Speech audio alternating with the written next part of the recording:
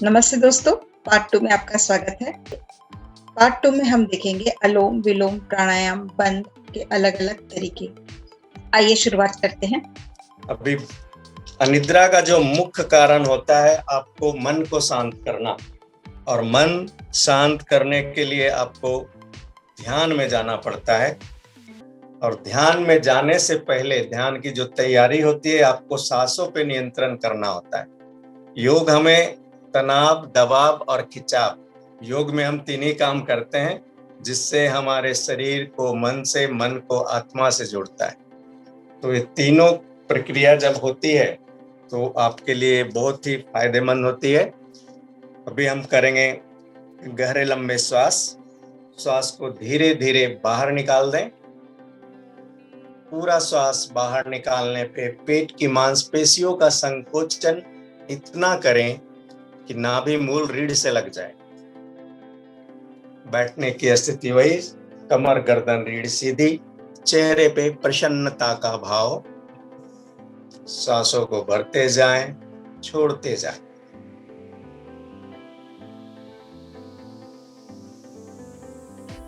इस प्रकार 10 बार करना रहता है गहरा लंबा श्वास।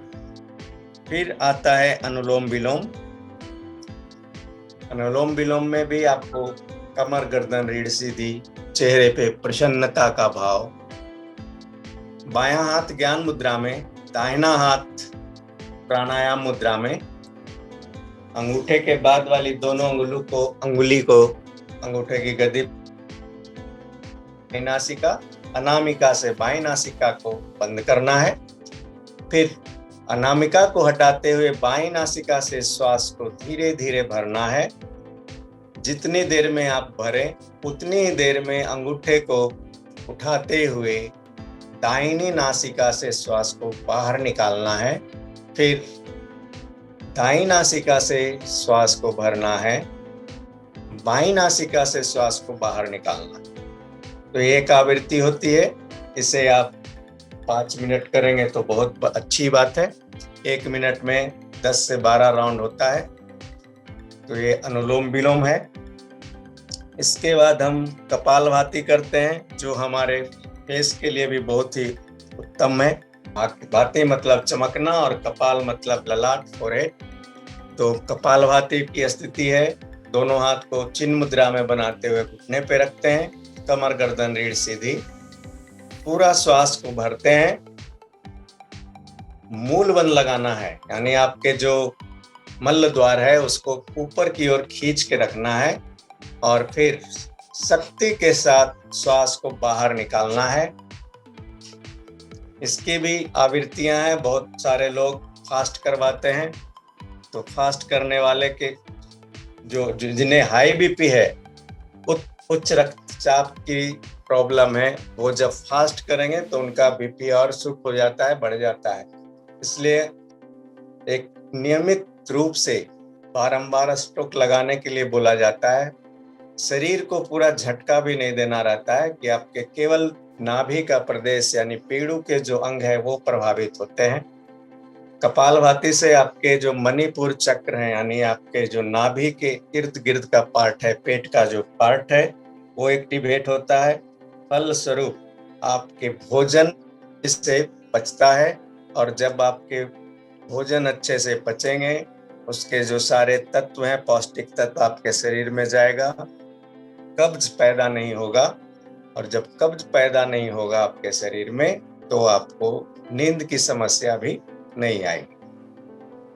इसके आगे एक और प्राणायाम है भ्रामरी।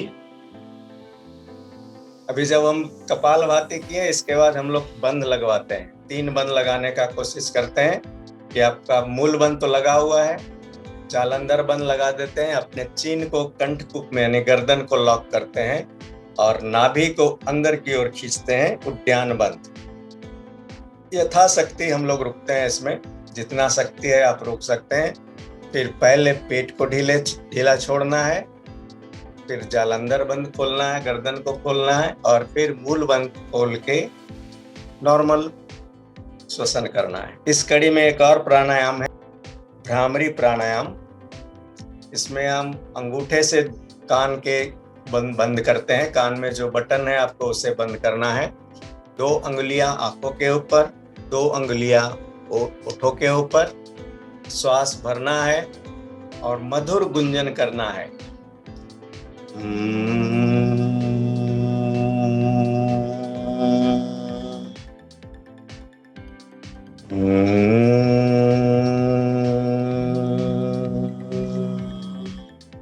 ये भ्रामरी में भी आपके सांसों की क्रिया पे ध्यान देना है। श्वास पूरा भरना है, फिर धीरे धीरे गुंजन करते हुए बाहर निकालना है। जब बाहर निकालते हैं तो आपके नाभि को अंदर खींचना है, यानी उद्यान बंध लगाना है, फिर ढीला छोड़ना है। इसमें और एक आता है, हम लोग को हाई लेवल में जब जाते हैं तो ध्यान करवाते हैं, यानी ध्यान प्रणव ओम ध्वनि का उच्चारण इसमें हम लोग करते हैं। सोने के पहले यदि आप 5 मिनट ध्यान भी करते हैं या कोई भी मंत्र वगैरह जो आपके इष्ट देव हैं उसके मंत्र को जाप कर सकते हैं। तो यहाँ पे एक सांकेतिक रूप से मैं करवाता हूँ। दोनों हाथ ज्ञान मुद्रा में, कमर गर्दन रीढ़ सीधी, चेहरे पे प्रसन्नता का भाव, ओम ध्वनि का उच्चारण मध्यम स्वर में, न ज्यादा बड़ा न ज्यादा छोटा। ओम ध्वनि श्रद्धा पूर्वक श्वास भरें, शुरू करें। ओम ओम ओम ओम।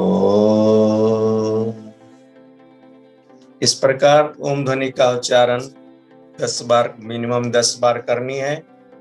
फिर 10 बार मानसिक रूप से करनी है, आंखें बंद रहेगी। 10 बार हो जाता है तो फिर हम लोग सांसों पे ध्यान देते हैं। अपनी नासिका को देखना है, सांसें आपकी किस नासिका से आ रही है, किस से बाहर जा रही है, उस पे ध्यान देना है। सांसों को देखते जाना है, छोटा से छोटा, सूक्ष्म से सूक्ष्मतर करते जाना है।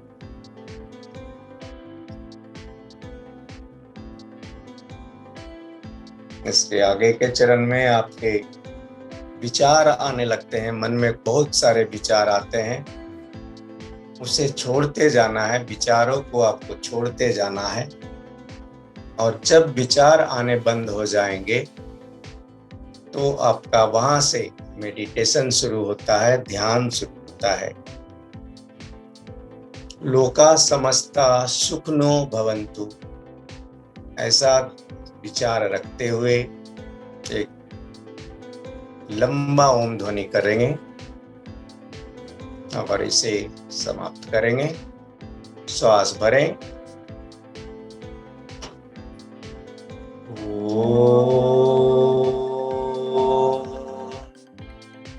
शांत।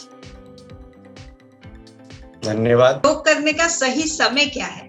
दिन भर में ऐसा, जब आपके पेट खाली हो, यानी खाने से आधा घंटा पहले और खाना खाने के 3 से 4 घंटा बाद उपयुक्त समय होता है योग का। लेकिन सबसे बढ़िया जो है सुबह का टाइम है। जैसा सूर्योदय हो रहा है, सूरज भी की किरणें मधुर आ रही है, मध्यम लालिमा आपके शरीर पे लग रही है, तो वो समय जो है बहुत ही उत्तम माना गया। बहुत बहुत धन्यवाद सर, आपने बहुत अच्छे से समझाया और बहुत अच्छे से मैडम ने सारे आसन करके दिखाए हैं। तो दोस्तों, अगर आपको आज का कार्यक्रम अच्छा लगा हो तो इसको ज्यादा से ज्यादा लोगों के साथ शेयर कीजिएगा और ज्यादा से ज्यादा लोगों को इसका फायदा हो सके, जिससे कि, और हमारे चैनल को सब्सक्राइब करना मत भूलिएगा, क्योंकि हम इसी तरीके से नए नए इंफॉर्मेशन के साथ आपके साथ जुड़ते रहेंगे। हम फिर मिलेंगे। Thank you.